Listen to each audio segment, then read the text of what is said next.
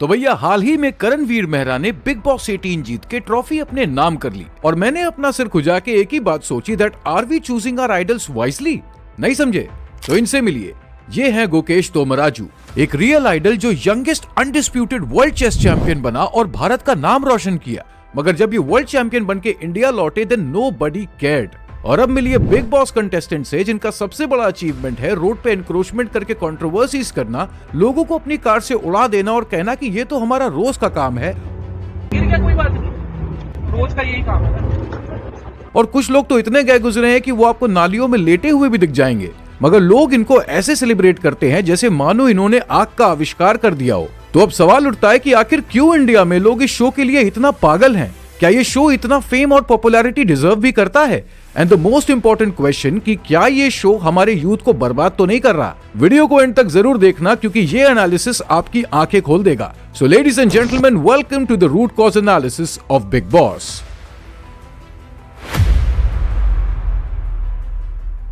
(1949) ये वो साल था जब एक इंग्लिश नॉवेलिस्ट जॉर्ज ऑरवेल ने एक नॉवल पब्लिश करी जिसका नाम था 1984। ऑरवेल इस नॉवल के थ्रू एक मैसेज देना चाहते थे कि शायद कुछ सालों बाद पूरी दुनिया डिक्टेटरशिप का शिकार हो जाएगी। ये नॉवल उस समय के हिटलर और उस जैसे कई गवर्नमेंट्स को क्रिटिसाइज करने का काम करती थी।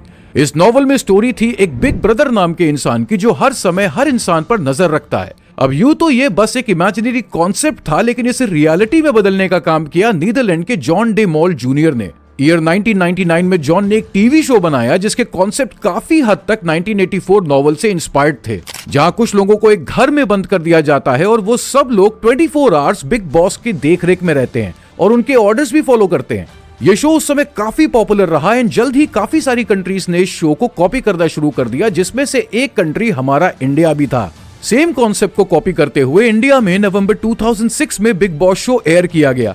लॉन्च होते ही ये शो एक इंस्टेंट हिट बन गया जिसे इंडिया के अलग अलग रीजन्स में अलग अलग लैंग्वेजेस में बनाया गया, जैसे कि मराठी, तेलुगु एंड बंगाली। और जब ओटीटी प्लेटफॉर्म्स का क्रेज बढ़ने लगा तो इसका ओटीटी वर्जन भी बनाया गया। इस शो का मोटिव बस एक ही है कि लोगों को ऐसा कुछ दिखाया जाए जिससे वो टीवी पर चिपक जाएं, भले ही उसके लिए किसी भी हद तक गिरना क्यों ना पड़े।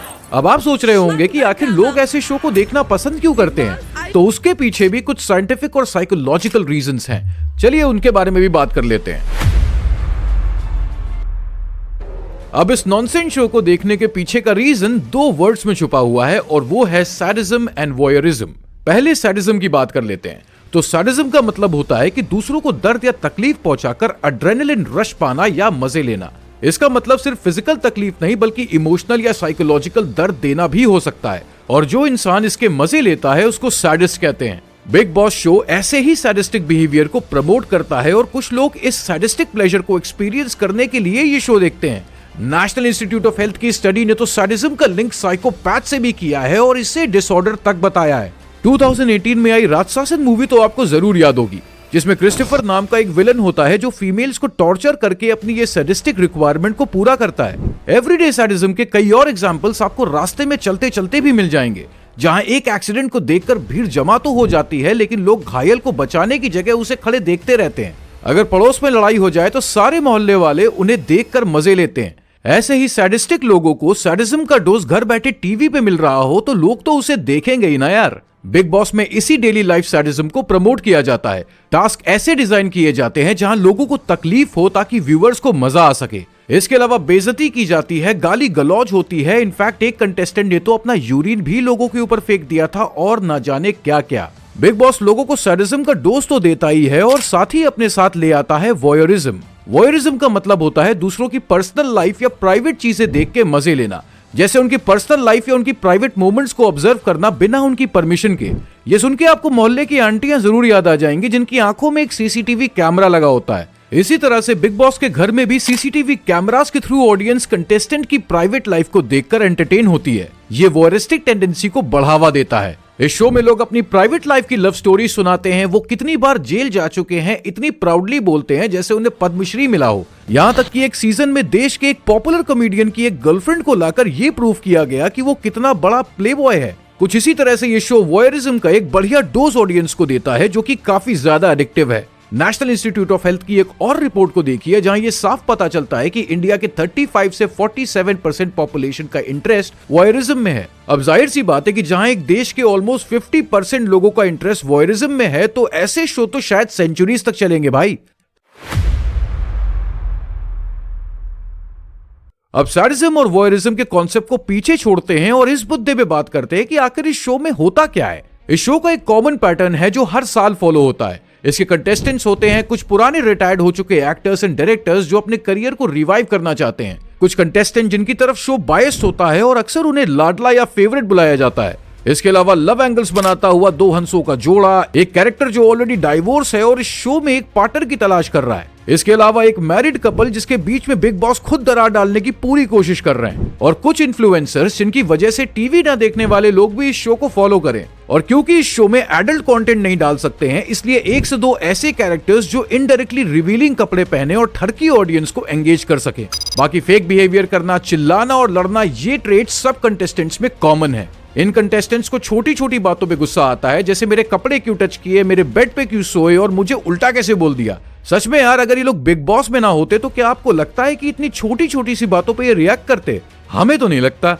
और अगर किसी ने शो में ये सब नहीं किया और बिग बॉस की बात नहीं मानी, तो ऐसे कंटेस्टेंट्स को टारगेट किया जाता है एंड उन्हें कॉन्सिक्वेंसेस भुगतने पे भी मजबूर किया जाता है। जैसे कि अनुराग दोबाल जो बिग बॉस 17 के कंटेस्टेंट थे, उन्होंने घर से बाहर आने के बाद एक शॉकिंग रेवलेशन किया था कि उन्हें एक वॉक ऑफ शेम का टास्क दिया गया था। मेरे साथ शो में वॉक ऑफ शेम हुआ है, जो कि बाद में टीवी में टेलीकास्ट भी नहीं हुआ। Seriously dude, walk of shame? ऐसे ही कई एग्जांपल्स हैं जहां विदाउट कॉन्टेक्स्ट सीन को कट करके मैनिपुलेटिव वे में दिखाया जाता है। कहने को तो ये एक रियलिटी शो है, पर इसे डिजाइन ही इस तरीके से किया गया है कि हर रोज मसाला मिल सके, भले ही इस मसाले के चक्कर में अंदर रह रहे कंटेस्टेंट्स की मेंटल हेल्थ बिगड़ जाए या फिर किसी की इमेज खराब हो जाए। बिग बॉस को इससे घंटा कोई फर्क नहीं पड़ता। ये है हमारे देश के world chess champion Gukesh Dommaraju, और आप देख सकते हैं कि चैंपियनशिप में गोल्ड जीत के इंडिया का नाम रोशन करने के बाद इनके पीछे कितने लोगों का काफिला है। और ये है बिग बॉस की एक आम सी कंटेस्टेंट जिसने कुछ भी नहीं जीता, एंड आप देख सकते हैं कि इसके पीछे स्वागत में कितने लोग खड़े हैं। ये साफ दिखाता है कि हमारा यूथ किस डायरेक्शन में जा रहा है और किसे अपना आइडल मान रहा है। तो अगर मोटे शब्दों में बोला जाए तो बिग बॉस एक एंटरटेनमेंट शो से ज्यादा एक ऐसा प्लेटफॉर्म बन गया है जो यूथ को मोहल्ले की आंटियों जैसा बना रहा है। ये शो यूथ के बिहेवियर और सोचने के तरीके को बुरी तरह से इम्पैक्ट कर रहा है। शो के अंदर जो ड्रामा, फाइट्स और कंट्रोवर्सीज होती हैं, वो सैडिज्म और वॉयरिज्म को हमारे दिमाग में अपलिफ्ट करती है। हमें यह समझना होगा कि हर चीज जो पॉपुलर है वो जरूरी नहीं कि पॉजिटिव भी हो।